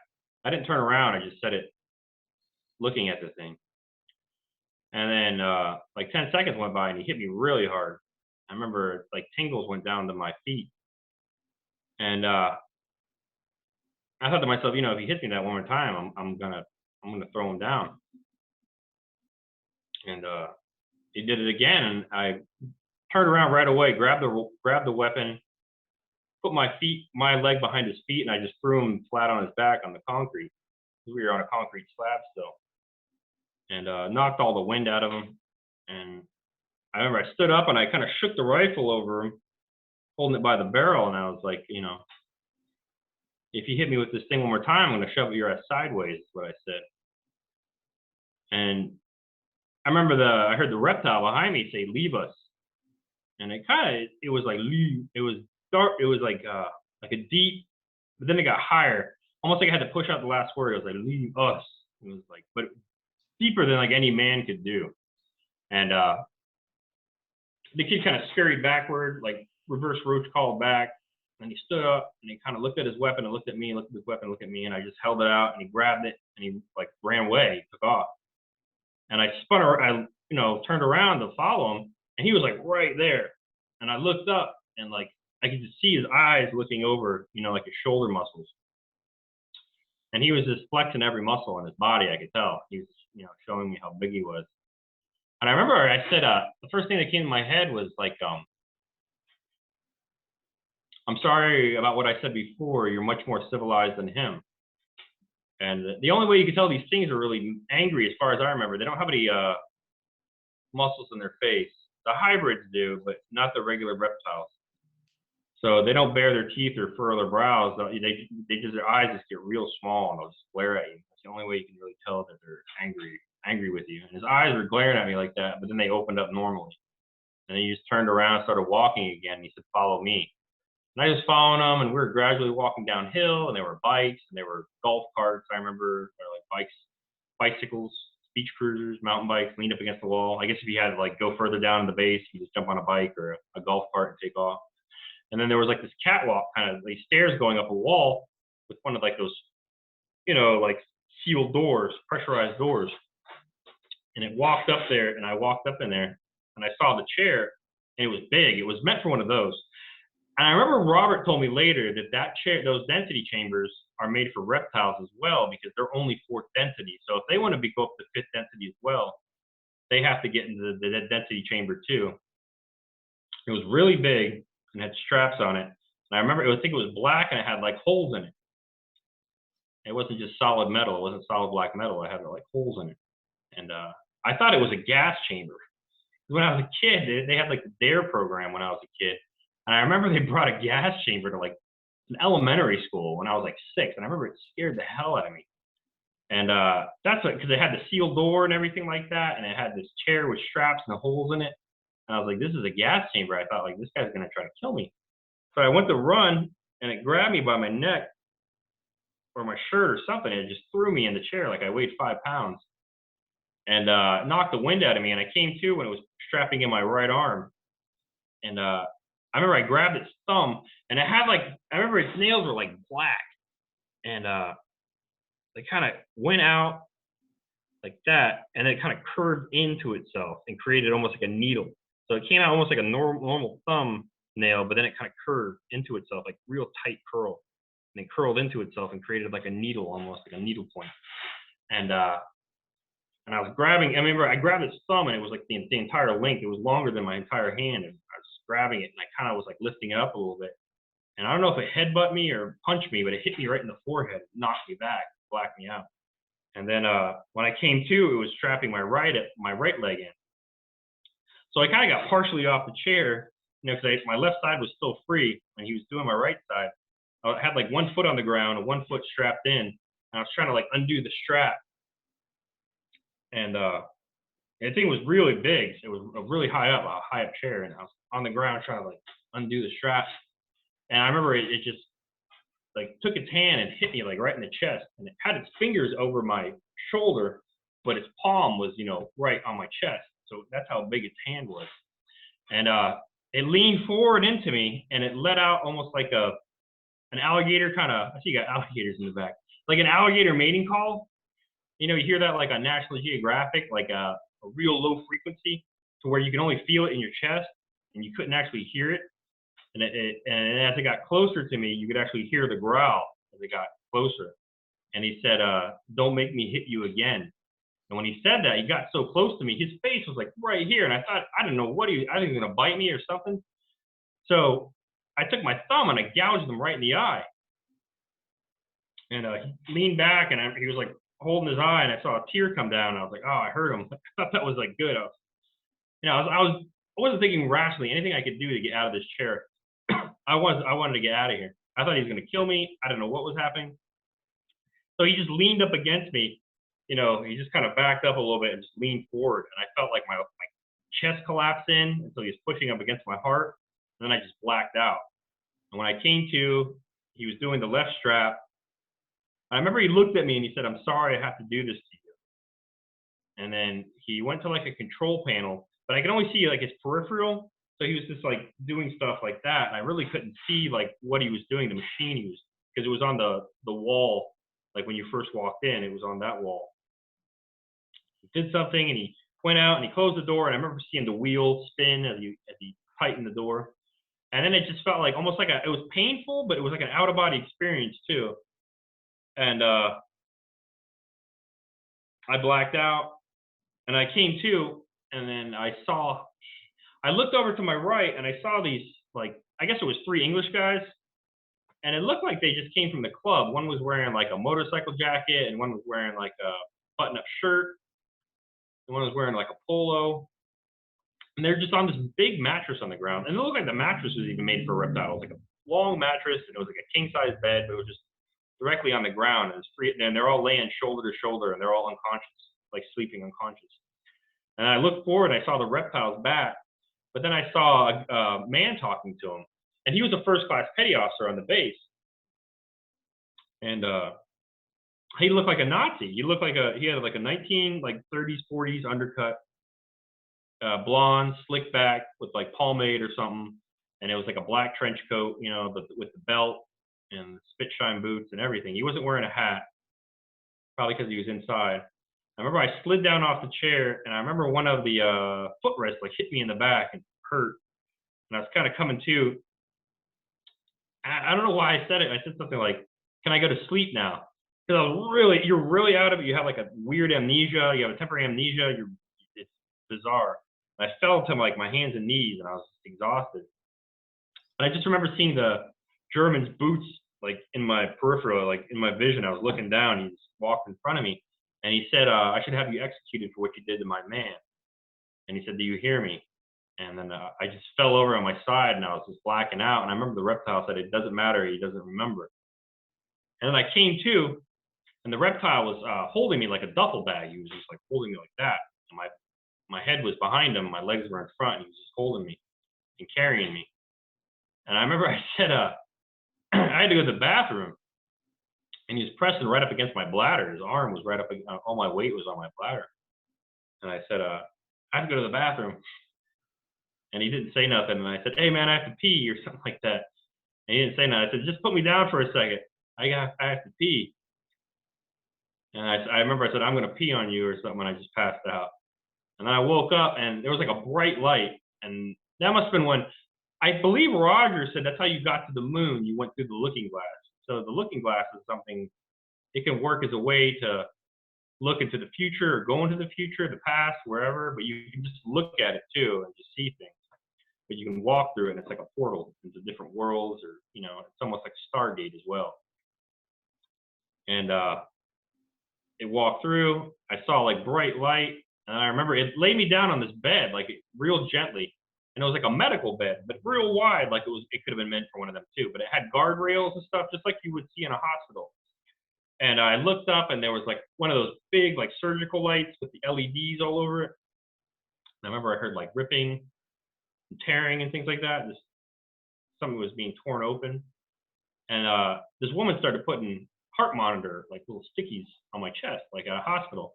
And I remember the reptile said he has to urinate. And I heard a long one. And then she gave me a catheter. And I remember I said, you know, I finally saw her. I was coming to, I saw this light. I remember looking up at him, and he was just looking forward. And I looked over, and there was like a blonde woman with frizzy hair. And then there was this other woman with like brown hair. And this was actually a woman I knew on base named April. And I didn't really like her that much on base. But I guess she volunteered for the program too. And became a nurse on the moon. But I said she was pretty, and I asked her if I could hold her hand, and I just passed out. And I came to the next day, and I was all by myself in the same room. And she came in like later on in the morning, and she had like a bag, like an over the shoulder bag. She set it down at the table, and she brought out like a smart glass pad. It was the first time I ever saw one. And it's like a glass, like piece of glass, like plexiglass or something. Not like that. You just put both your palms on the corners and you create like a link with it, like a telepathic link. And it just knows what you want. And she had that. She put it down. Like a three-dimensional figure came out, you know, just like a humanoid being. And it had like, you know, like a circulatory system running through it. She was able to spin it around, put her finger into the image and spin it like that. And then she went to the heart and spread her fingers open, and it just became the heart. And she was like spinning the heart around, and she did the brain. And then she just started doing things like, you know, typical, put your fingers in between my fingers and squeeze, you know, and she's testing grip strength, reflex. She hit me with the rubber mallet in the knee and stuff like that. And then I remember where I was on the bed, and there was just like this sphere with like lights, different lights. And the lights were just shining over me. It was like some kind of light therapy. I don't know what it was. And then she got up and she was going away. And I said, "Where are you going?" And then she said, "I'm going to go home." I said, "I'm done for the day. I'm going to go home." She said, "I'll see you tomorrow." And I remember I like took her because I didn't want to be in that room. Now, like I said, I think they wipe your mind there. I think the density chamber gives you like a temporary amnesia, but I think they fully wipe you once you're like in the medical area on the moon. That's what I believe it happened to me. So I was almost like a naive kid. It was like I still knew everything as far as ABCs and 1, 2, 3s, but I knew nothing of myself. I was almost like a naive like 3-year-old. And I said, "Please don't leave me." And she said, "Why?" And I think I stood right in front of her. I don't know if I took her hand or not, but I stood right in front of her and I said, "I don't know what to do and I don't know what to say. All I know is I don't want you to leave me." And then she liked that, and then she took my hand and took me outside. And I remember there was like, we were inside of almost like a condominium, it seemed like. And there were trams behind us. We were in like the working building, and there were like trains. Like there was like an open section here and an open section here on that side of the building. You could see trains. And there were men, and it was like Logan's Run, you know. It was like men in their 20s. You really didn't see that many elderly. You didn't see that many guys in their 40s or anything, if any at all. It was just young men, and they were walking, and they had like gray kind of long sleeve suits, like a light gray. And there were women with babies. Like it was like 5 stories, you know, 3-sided condo kind of I was looking at, and they were waving with their babies. And there were these lifts. And this girl, April, she walked me up to one of the lifts. And I remember looking down to the lift, and it had big springs in it, just like you would see like in an elevator. And the lift came down, but there was nothing there. It was just like an anti-gravity kind of technology. And we walked on the lift, and there was no railings on the lift, so it kind of flipped me out, and I just stayed right in the middle. And it went up to I think she was at the top floor, like the 5th floor, and it went all the way to like the room. And then we walked off. And there was this woman there with her kid, and she was just standing there on this, you know, concrete or whatever, and there was no railings. And I was just staring at her, and I said, "Aren't you afraid you're going to fall off? Aren't you afraid you'll, you know, anything, your baby, aren't you afraid?" And she said, "Oh, no." She goes, I remember I was just staring at her, and she said to April, she said, "He's new here, huh?" And she said, "Yes." And I said, "Aren't you afraid you're going to fall off?" And then she said, "Oh, you can't fall off." And she just walked out. And she said, like, the kids used it like a game. There was some sort of like, I don't know, field or something where you couldn't just jump off. I said, "How far does the field go?" She goes, "All the way to the other wall, like where I just came from." I said, "All right." And I went to the room with April, and it was very Spartan. It was like a table. She sat at the desk with like a lamp. She sat her bag down, and there was like a couch, like a coffee table in the front, like a bar area, like kitchen bar area, with like 4 stools. And we went to the bedroom. And I remember she said, "Wait," she said, "What's your name?" And I said, "I don't remember." And she said, "Come on, think about it. Everybody remembers their name." And I thought about it, and I said, "Daryl." And she said, and then, you know, we were together, we had sex, and I remember being propped up against the head of the bed, and she was laying on my stomach, and I kind of dozed off. And then I woke up, and I was like back in England. I'm like, that's like, but I remembered all this stuff. And I was like, what the? And I remember I had like dreams about like blonde people in blue suits, and then like being in pain, and then people like laughing, and then being carried and feeling like the cold, like, you know, English air at night in my lungs, like I'm being like carried over somebody's shoulder, and waking up. I remember I was like saying out loud, like I was with a woman. I was with this woman. I was like, what happened? And I was looking out the windows, everything. Do you know there was no like elevators or anything like that? It was just crappy England with crappy English weather. And I looked over, and there was a chair with my uniform on it.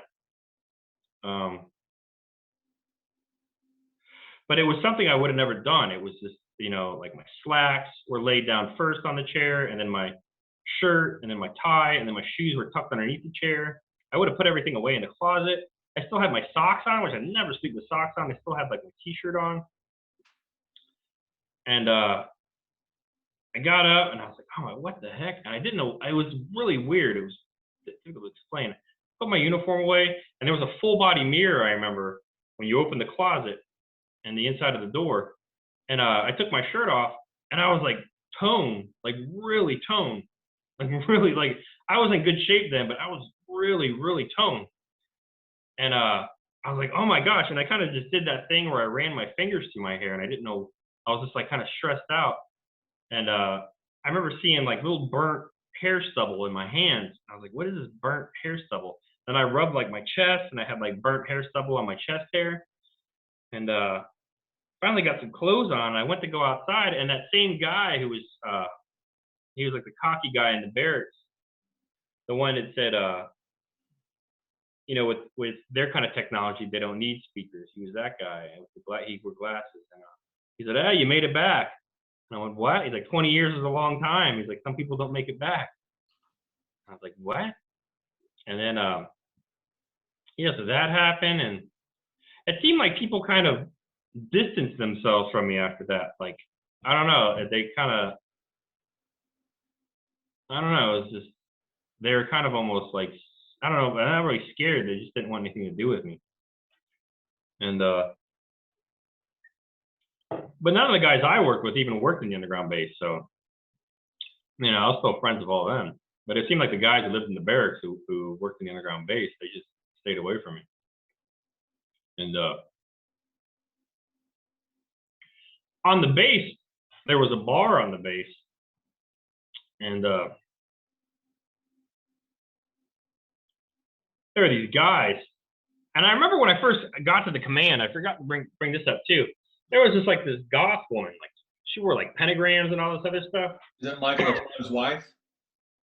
No, it wasn't. Well, with Lilith, it wasn't Lilith. No, this is a younger woman. She was in her 20s, but found out later, you know, she could have been a lot older than that. She could have been twice my age. But yeah, it was just this woman, little heavy set, and I don't know. I just in the stories they just call her the goth or something. I don't remember her name.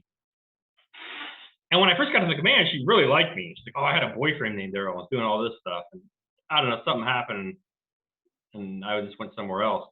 But she really liked me. And then I saw her like after all this stuff happened, and she just like looked at me like I had the plague, and she was just immediately like freaked out just to see me. And she got up.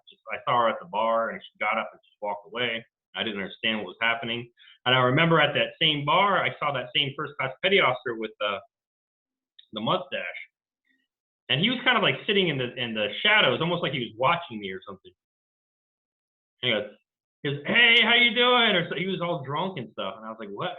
Who are you?" Like, I really didn't remember like who he was. I didn't remember that much. He's like, "Oh, you don't remember me, huh?" And I was like, "No." And he goes, "Man, Aquino fucked you up." He's like, and you know, he was telling me all this stuff. And I was like, "What?" He's like, and then he told me he was the one that made my muscles bigger or something like that. He's like, "Yeah, I toned you up." He's like, "I felt bad for what Aquino did to you, so I toned you up." And I was like, "All right." And it was just weird. And then on the base, they had the bar on base, you know, and the beer was a lot cheaper there than English prices. So I was drinking there, and there were always these guys there. There was like 4 guys at the bar, and then there's this other guy who just sat down right in front of the TV and watched the TV. He was guy, and he had a shaved head, and I just call him the Goon. So it's like the Goon and the Goth. They were kind of together, and he started telling me all this stuff, and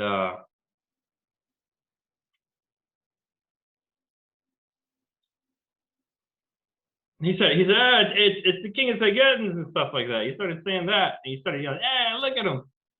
And I was like, what? He's like, man, that's what you said. You said that to us. You don't remember saying that? I was like, what? And he's like, yeah, man. He's like, yeah, Kino fucked you up. And the other guys are like, shut up. He's full of shit. He's like, Kino fucked him up so bad he would have said anything or something like that. And one of the other guys sitting at the bar, and he would just tell me stuff, and I became almost like kind of fascinated by it, because it was almost like he was telling me about a life that I had no idea if it was real or what. And he said, then he started going on about stuff about he'd watch movies, and he said that he did some kind of drug, and they called it chrome. And when he was watching movies, he's like, yeah, everybody does it. He's like, Tom Hanks does it, and Tom Cruise does it. And he told me about, I remember on the base one time when I was in the, this all happened when I first got to the command, and I really didn't have that much recollection of it during. And I remember being on the base, and that guy Orlando said that Tom Cruise was on the base. And I said, why did Tom Cruise show up at the base? He said, I don't know. He said, but they let him in the underground base. And I was like, what? And then this guy, the Goon, who I found out were just later on, they were all Satanists. And he said, yeah, he's like, Tom Cruise has been on this base, and I got to meet him and talk to him, and he bought Adrenochrome directly from all of us, and he was like talking about that and all this other stuff. And I remember one time they were all like, this was probably 6 months after I was there, and they're all really loopy, almost like they were on the kind of like speed or something like that. It was like they're on like heroin or coke, or I don't know what it was. It was like they were doing speedballs or something. And they're all laughing and giggling and talking a mile a minute. And I remember I said to that guy, the Goon, I said, what's wrong with you guys? He goes, oh, we're on Chrome, man. And I was like, what? He's like, yeah, Adrenochrome. I was like, what is it? He goes, you inject it. Like, you could drink it too, but we injected it. I said, what is it? Where did you get it at? He's like, you get it from kids, man. And he was just talking about it because he was just so high. He was just talking like openly about it. But like to me, it was just like, oh, these guys are fucking with me. You know what I mean? Like this isn't real. Like I don't know. People talking about getting drugs from kids. Nobody really knew about any of this stuff back then. And yeah, so I would talk to them, and he would just tell me. He's like, yeah, you told the goth woman that you killed us, and you really freaked her out. She liked you at first, but she doesn't like you anymore, so you need to stop hanging around with her. I was like, yeah, I figured out she didn't like me, the second time we met. I was like, I'm not going to stalk her or anything. And he's like, all right. And then he said something like, I said, I killed you? He's like, yeah, he said you hit us with a concussion grenade. I remember that. And I said, what's a concussion grenade? He's like, I don't know. I was hoping you could tell me. And he said, Aquino believed you, and you freaked him out. He's like, I never seen anybody freak out Aquino before. He's like, but I don't believe you. He's like, I think you're full of shit. He's like, because you said you're going to kill me in the future. And he said, well, maybe I should kill you or something like that. But he's like, but I won't. He kind of said it like that, and it was weird. I was like, well, this is weird. And yeah, so that happened. And then I remember I was at the 4th of July party, and I was we won the raffle for getting the barbecue, so we had like the most popular table or whatever like that. So we were making money for, they call it the CB ball. It's like a Navy ball, but it's a CB ball, and money for an open bar and all this other stuff. And we were charging for hamburgers and hot dogs. Mm-hmm. And I remember the XO came up to me, and I had no idea who he was. It was Robert. It was the guy I first talked to begin with. And he goes, Petty Officer James, have you met my daughter? And her name was Amy. And I said, no. And so I started talking to her, and, I was small talking. And I asked her out because I knew that what the guy wanted me to do, and it was really weird. He was introducing me to his own daughter. And she said no, or something like that. And I said, all right, well, maybe next time or something. And he's like, I remember he said something like, do you like Westerns, Petty Officer James, or something like that? And I said, yes, sir, I do. And he's like, what kind of Westerns do you like? And he said, what's your favorite Western? And I said, The Outlaw Josie Wales. And he said, I'll have to check that one out. And he was like a guy, I don't know, this was what, 2003 or something? And he looked like he was in his early 60s. And I thought, that's so weird for a man that age to never have heard that movie before. Heard of a Clint Eastwood movie like that before. And all right. And then that guy, they just walked away. And then that guy, that Jamaican guy that showed me around the base said, man, the XO just tried to hook you up with his daughter. I said, I know. I said, but she didn't want me. He's like, well, you need to try again. And yeah, so that happened. It was just weird. It was just weird that an officer would have done that. You know what I mean? To me, it was just strange. I didn't get it at all. And so time went on. I remember when I first got back, I was really depressed. I went through a really bad bout of depression. I was feeling suicidal. I kept on having dreams about people that I knew, but I was having dreams. I was having nightmares, things like that, about being tortured and stuff like that. And I was having a really rough time, and it took about, I don't know, a month or two to snap out of it. But yeah, so I went to the command. I did my time. I got in trouble a couple times. I never really got in trouble before. I was really drinking badly. I was having like such bad nightmares that I couldn't even sleep. So I was just kind of drinking just to kind of just pass out. And when you get out of the military, you go through this thing where, and there's other things that happen that I didn't remember till later. Not just in the secret space program, but on Earth as well. Just from being drunk and stuff. But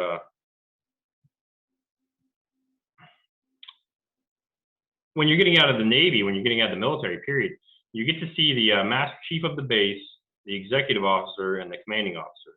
And you can pretty much say whatever you want to them. It's like a tradition where you can't threaten them or anything like that, but you can call them an asshole or whatever, and they can't do anything to you. It's kind of like that. And then I saw the Master Chief, and I just said, I don't know, I didn't like my command, I didn't like my chief. He was a senior chief, I think. I didn't like him. He was like, all right, whatever. And then I went to the XO, Robert. It was this guy, Robert. I really didn't remember the whole conversation I had with him. I don't know if they kind of went back in time or whatever, and kind of wiped my mind a few weeks prior to when I actually got my mind wiped. They have that kind of technology. But I remember he stood up real slow, and he looked real like sad, like concerned. And he just appeared at the far end of his desk. He had one of those big like mahogany desks that like XOs and COs have. And he just appeared at. And I thought, honestly, I remember thinking to myself, did I just have a stroke? Because it was like I just lost 3 seconds of my life. It's like, to walk across, down that table casually, it would take you about 3 seconds. He appeared at the table, and he set his hand down real slow on the table. I thought, well, that was weird. And then he just appeared right in front of me, like a foot from me. Just appeared there. And I took a step back, and then he took a step slowly forward. And what it was because he was fifth density. And that's like something that fifth density beings can do. It's like, I don't know. That's why they people always have stories of ETs where they appear out of nowhere or appear to walk through walls. I think that's what it is mostly, it's just they're a higher density and it's much faster and stronger and everything else than us. And I remember he said, telepathically, he said, can you hear what I'm saying to you? And I heard it, and I was just like, I didn't even know I could do that. And I was like, yes. Like in my head, I said yes. But it's almost like whenever they're first establishing contact with you, any kind of like fifth density kind of telepath, they want you to make like a physical gesture or at least say out loud like yes, just so you know this is like real and like reality and you're not just thinking this. And he said it again. He said, can you hear what I'm saying to you? And I nodded my head and I said yes under my breath. And he kind of sighed. And he looked really sad. And like he was almost about to cry. And I said, I knew you at one time, didn't I? And he said, you were like a son to me. And I said, do you remember? I was like, I said, I remember being with with this woman, and it was April. He goes, that was April. And I said, April. And I knew last names, and I don't want to say her last name. She had an Italian last name, and he said her last name. Like, duh. I was like, oh, her? I was like, I can't stand her. And something really weird happened on the stage. This guy, he knocked, well, this was before, he knocked on my door, and he was like, would you like to go to Nottingham with us? It was like, me and April and this other guy are coming. And I was like, all right. I was okay. I don't have any answers to. And Nottingham, it's like a university town. It's like a real place in England, not just Robin Hood. But did that, and it turned out that I guess they were trying to like hook me up with April. That would because they knew I was going through like horrible depression. I was sad, but I was a wreck for these 2 years. I wasn't even like living or something. I don't even know how to explain it. I was just in a real deep depression. And I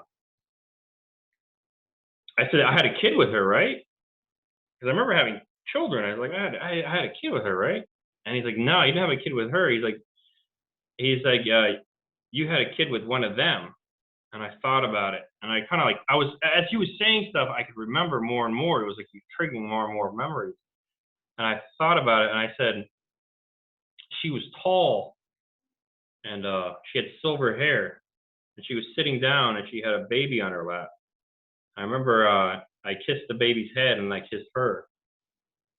And he said that was mother, is what he called her. And he said, you had a son with her. And I said, I have a son. And he said, you have dozens of sons and hundreds of daughters. And I said, I don't know. It was just really crazy. And I asked him what her name was, and he told me, but I forgot it. I think I might know, but I forgot it. And he's like, but you love one the most. And I said, well, what was her name? And he said Faru. And I said, and I was scurrying around his desk, like one of these expensive, like $10,000 like mahogany desks that officers have. And I was like knocking things over. And he said, what are you doing? I said, I'm looking for a pen and paper. And he like handed me a pencil, and I grabbed like a Post-it note, and I started writing all these names down. Faru, and he said that the king's name was Cha-Cha, and he said the name of the ship I was on was the USS Nimitz. He said, but you nicknamed her Mama Bear. He said, when you're the pilot, you get to nickname the ship because you talk to the ship so much, so you give the ship an actual name. And yeah, he's telling me all this stuff, and